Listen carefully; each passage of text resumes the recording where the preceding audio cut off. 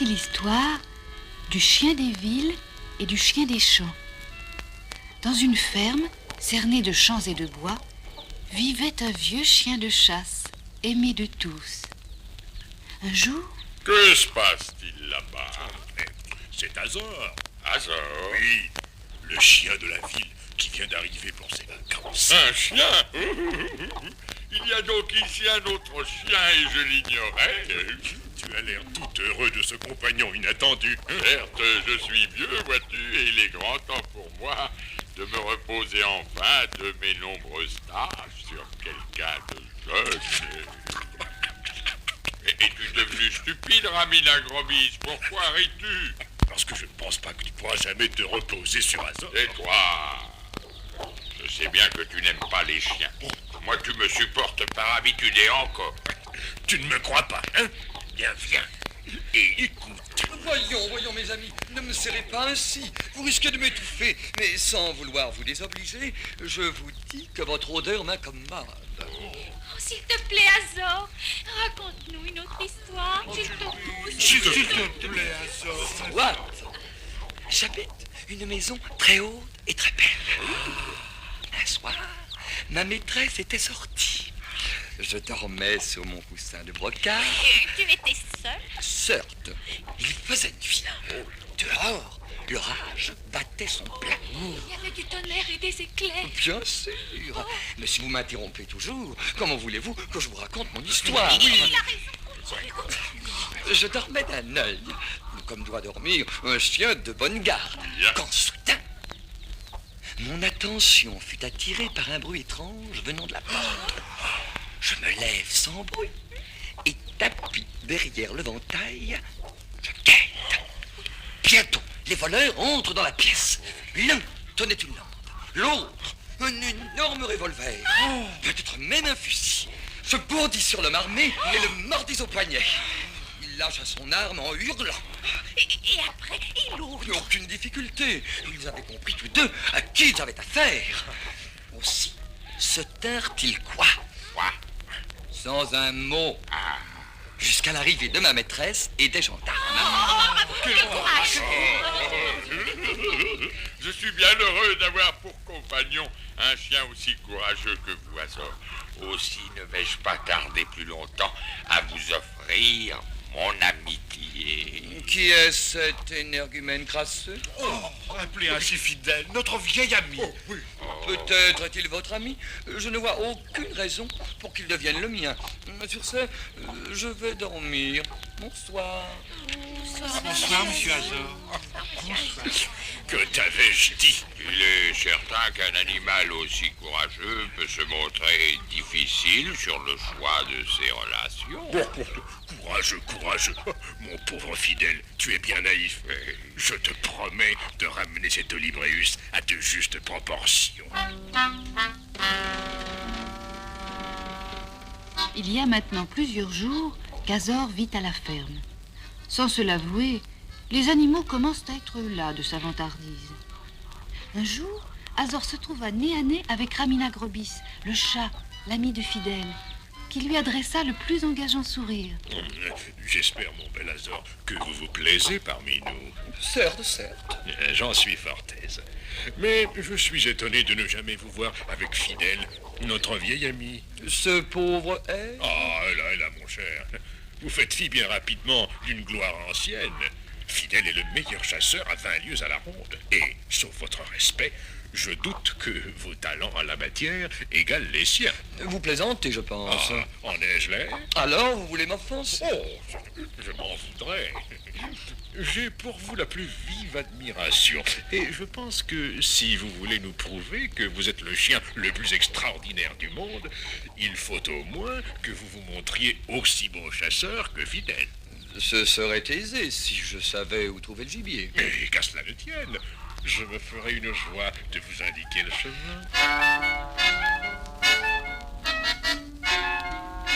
Quelques jours plus tard, dans le plus grand secret, nanti par Ramina Grobis de renseignements aussi nombreux que faux, Azor partit pour la chasse.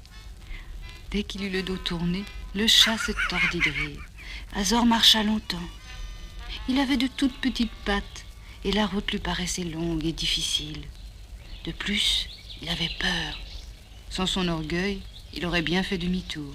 Soudain, il s'arrêta, nez à nez avec un hérisson. Oh, une brosse. Une brosse. Est-ce de moi que vous parlez? Excusez-moi, j'ignorais que les brosses entendaient et parlaient. Stupide animal. Je suis un hérisson, orgueil de la nature et non une brosse. Et vous, qui êtes-vous? Je n'ai jamais rencontré quelqu'un qui vous ressemble. Oh. Non? Et toutes ces frisettes et ce nœud rose dans vos cheveux. Vous êtes vraiment comique et les occasions de rire étant rares, je regrette que votre espèce ne soit pas plus répandue. Vexé, Azor s'éloigna. Où vas-tu? À la chasse. À la chasse? Oh, que c'est drôle!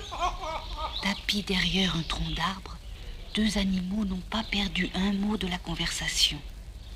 Ce sont Frédéric et Gustave, les deux joyeux lapins de Garenne. T'as entendu, Frédéric? Incroyable. Tu sais ce que nous allons faire? Je crois que je devine. Dis bien. Allons-y. Allons-y.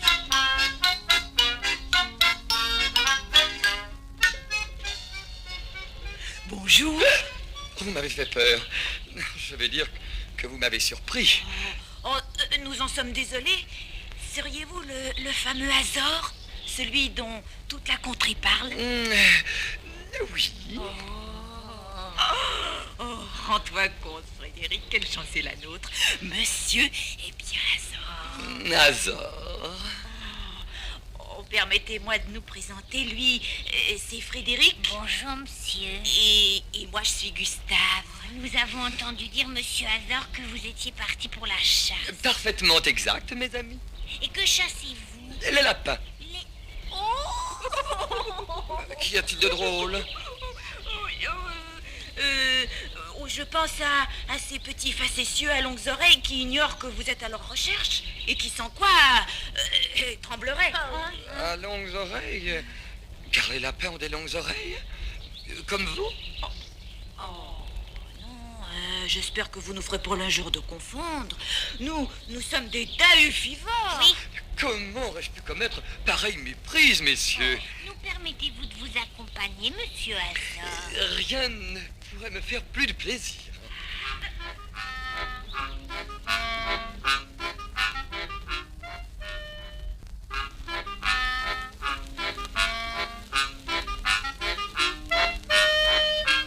Pour une fois, Azor était sincère, absolument.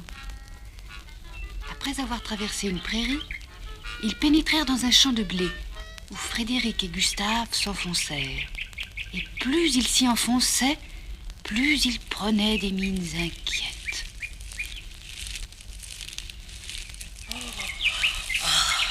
Vraiment, monsieur Azor, nous admirons votre courage. Mon courage? Vous avancez sans hésiter dans ce champ. Dans ce champ? Malgré les monstres qui l'infestent.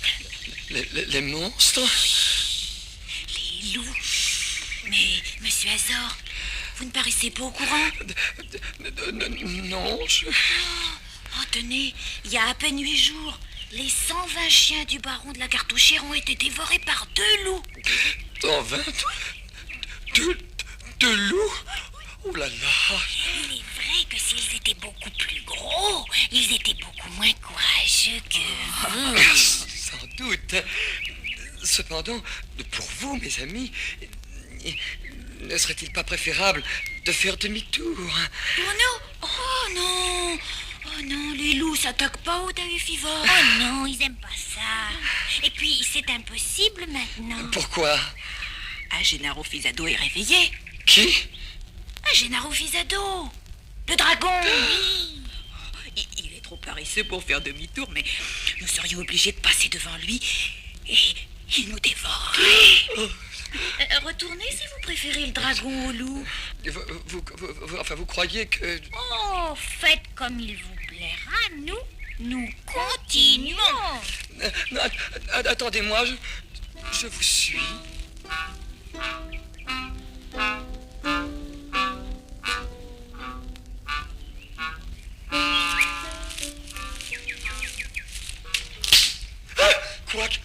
est-ce?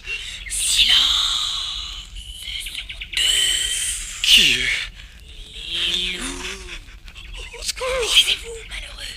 Vous allez les faire venir ici. Ah, non. C'est à toi de te taire, Frédéric. Peut-être est-ce là la technique de combat de Monsieur Azor. Faire semblant d'avoir peur, appeler l'ennemi et le battre dès qu'il approche, sûr de sa victoire. Hein? Ah, c'est bien ça, Monsieur Azor.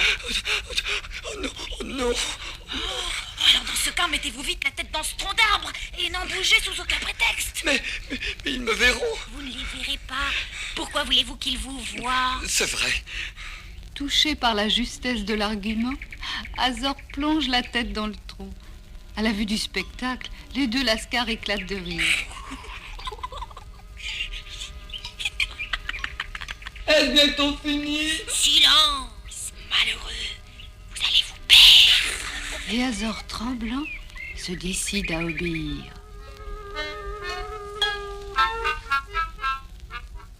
Enfin, lassés du spectacle de la peur d'Azor, Gustave et Frédéric se sont décidés à le délivrer. Mais leur plan est fait, et le sort qu'ils réservent au pauvre vantard n'a rien d'enviable. Est-ce encore loin? Quoi? Les lapins. Que non. Vous voyez cette rivière? Oui. Nous allons la descendre jusqu'à son embouchure. Et là se trouvent tous les lapins que vous désirez. Oui. Nous pourrions peut-être nous reposer un peu. Inutile. Je ne pense pas que vous vous fatiguez dans cette partie du voyage. Vous voyez cette barque? Oui. Mon frère et moi, nous allons descendre chacun sur une berge tandis que vous vous laisserez porter par le flot. Et vous surprendrez votre gibier en lui tombant dessus, là où il ne vous attendait pas. Je ne risque pas de me noyer. Pensez-vous. Alors soit. Avec des mines de conquérants épuisés, Azor s'installa à l'avant de la barque, pendant que les deux farceurs rongeaient la mare à belles dents. Bientôt, la barque libérée de son entrave s'éloigna dans le courant. D'abord doucement, puis de plus en plus vite. Que se passe-t-il? Pourquoi ne me suivent-ils pas? Qu'entends-je? Que chantent-ils? Nous sommes les joyeux. Les joyeux quoi?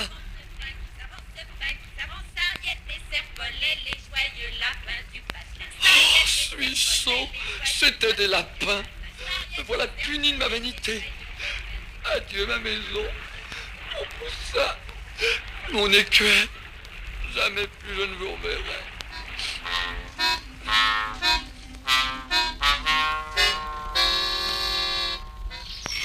Les deux drôles riaient encore quelques heures plus tard, quand tout à coup, leur rire se figea à la vue de Fidèle.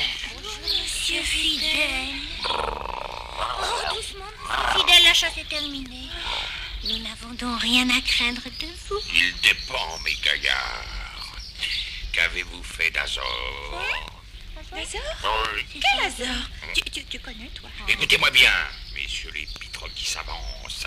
Je sais que vous avez joué un méchant tour à Azor. Je veux le retrouver et je le retrouverai sans quoi.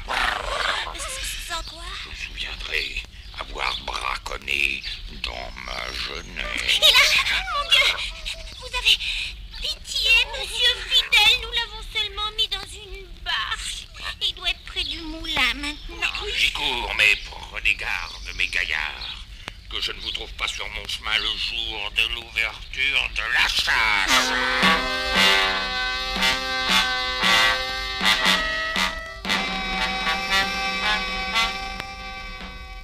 Quelques minutes plus tard, Fidèle retrouva Azor.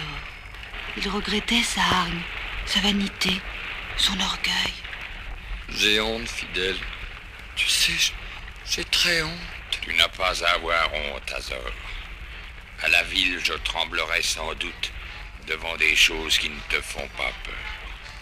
On s'effraie souvent de ce que l'on ignore. Azor baissa la tête, reconnaissant. Fidèle lui donnait non seulement une leçon de courage, mais aussi une leçon de sagesse. Depuis, Azor et Fidèle sont les meilleurs amis du monde.